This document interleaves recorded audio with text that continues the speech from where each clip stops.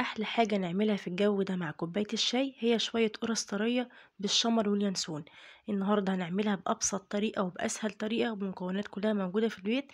قرص طرية وبسيطة قوي بعجينة كده اسفنجية، يعني ممكن أي حد يقدر ينفذها بسهولة. ناخدها مع كوباية الشاي الصبح على الفطار مع شوية جبنة بيضة، ويبقى كده حاجة في منتهى الجمال. قبل ما نبدأ في وصفتنا، لو انتوا أول مرة تشوفوني، أنا اسمي جميلة خليل. ما تنسوش تشتركوا في القناة، ولو عجبكم فيديو النهاردة اعملوا لايك وشير.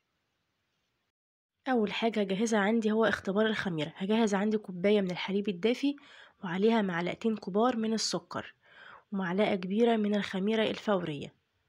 هنقلب كله مع بعض ونتاكد ان السكر داب تماما، وكمان الخميره اختلطت مع السائل هو الحليب، او ممكن نستخدم ميه لو حابين. هنسيبها على جنب كده دقيقتين او 3 لحد لما تعمل فوم على الوش. الدقيق بقى اللي استخدمناه النهارده هو دقيق خاص بالبيتزا والمخبوزات، ده هيدينا نتيجة حلوة جدا في اي نوع معجنات. لو مش متوفر عندنا دقيق خاص بالمخبوزات، ممكن نستخدم دقيق متعدد الاغراض او دقيق فاخر. احتجت عندي 5 كوبايات من الدقيق. هضيف عليها نص معلقة صغيرة من الملح، وعندي معلقة كبيرة من الشمر واليانسون. حمصتها الأول، وبعد كده جرشتها في المطحنة أو بإيد الهون لحد لما يعني تبقى متكسرة كده بسيط، عشان ايه ما تضايقناش طبعا في الأكل. نقلب كل الخليط الجاف مع بعضه كويس، ونتأكد ان كل الدقيق اختلط باليانسون والشمر. هضيف عندي نص كوباية من الزبدة السايحة، ممكن زيت وزبدة أو سمنة بس زي ما انتوا حابين. هنخلط الأول الزبدة كويس قوي مع الدقيق، كأننا كده بنبسها ما بين ايدينا أو ما بين أطراف صوابعنا، ونتأكد ان كل الدقيق اتغلف عندي بالزبدة كويس جدا. الخطوة دي بتخلي كده القرص بتاعتي طرية وليها طعم حلو جدا، لحد لما نوصل بالطريقة دي ونحس كده ان كل الدقيق بقى مندي عندي بالزبدة، كأنه الرمل مندي بالظبط.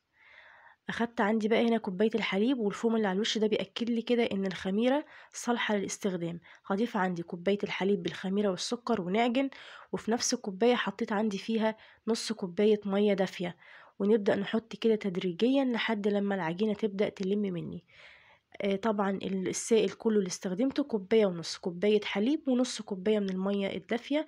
ممكن السائل كله يبقى لبن، او ممكن يبقى زبادي زي ما انتوا حابين. قعدت الم فيها كده وعجنها لحد لما لمت معايا. بس طبعا العجينة شكلها مش احسن حاجة. نعجن فيها كده بايدينا لمدة مش اقل من 5 ل7 دقايق لحد لما تنعم وتطرى معايا خالص، ويبقى في نفس الوقت فيها سنة تلزيقة بسيطة، ويبقى السطح بتاعها كده ناعم وطري معايا. هنحطها عندنا في البولة ونغطيها بستريتش، ونسيبها في مكان دافي تخمر لحد لما الحجم يتضاعف معايا. طبعا التخمير في الشتاء بيطول شوية، ممكن تقعد معانا من ساعة لربع ساعة. عشان نسرع من عملية التخمير ممكن نشغل الفرن بتاعنا ندفيه ونحطها عندنا لحد لما حجمها يتضاعف معانا بالشكل اللي احنا شايفينه ده. قعدت معايا نص ساعة لان انا كنت مدفية الفرن عندي شوية. هنشيل من عليها الاسترتش، وبعد كده نبدأ نطلع التخمير او الهواء اللي فيها بالطريقة دي. نلم العجينة بتاعتنا ونتأكد ان طلعنا كل التخمير اللي فيها. بصوا العجينة طالعة معايا طرية جدا، وفي نفس الوقت ما بتلزقش خالص في ايديا. نبدأ بقى نشكل القرص بتاعتنا. ممكن تستخدموا ميزان او كده بايديكوا بالنظر. بناخد كده قطعة بنضغط بايدينا، وتقريبا حجم القطعة الواحدة من 50 ل60 جرام، ما نكترش اكتر من كده عشان يطلع حجمها مناسب. بنلم كده الاطراف بتاعتنا كورة، وبعد كده نبدأ نكورها على السطح اللي احنا شغالين عليه بالشكل ده، عشان تطلع كده شكلها متناسق ومفيهاش اي شقوق خالص. بخلص الكمية اللي عندي كلها بالطريقة دي، وطبعا بكون مجهزة عندي الصواني او الصاج مدهونة دهنة بسيطة قوي من الزيت، ومنكترش. بنرصها جنب بعض ونسيب مسافة وبنسيبها ترتاح 10 دقايق. كمان بعد 10 دقايق بضغط عليها ضغطة بسيطة زي ما انتوا شايفين كده، عشان هنسيبها تخمر لمرة تانية كمان. طبعا الحجم بيرجع لكم انتوا، ممكن تصغروا الحجم او تكبروا اكتر من كده زي ما انتوا حابين. بعد ما ضغطت عليها كلها وفردتها بالشكل ده، بغطيها كده بكيس تلاجة ونسيبها تخمر للمرة التانية. تقريبا هتقعد معانا نص ساعة برضو في مكان يكون دافي. مراحل التخمير دي مهمة جدا عشان القرص تطلع معانا هشة كده وطرية، مش مكتومة.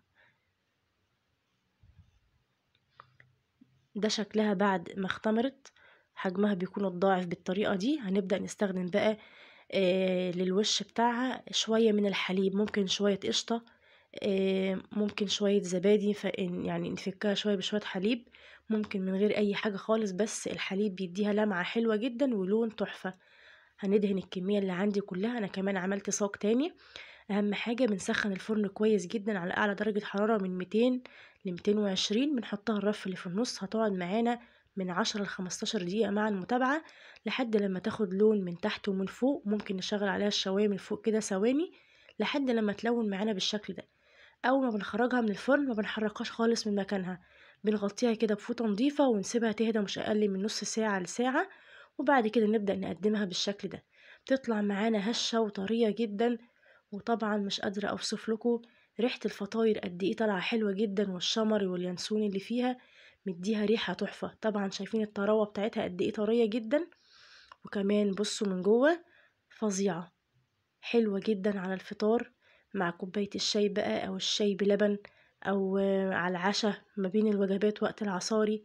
نقدمها كمان مع شوية جبنة بيضة، وتبقى كده بالهنا والشفا. عملنا أحلى قرص طرية بالشمر، طعمها تحفة، مكوناتها كلها بسيطة موجودة في البيت.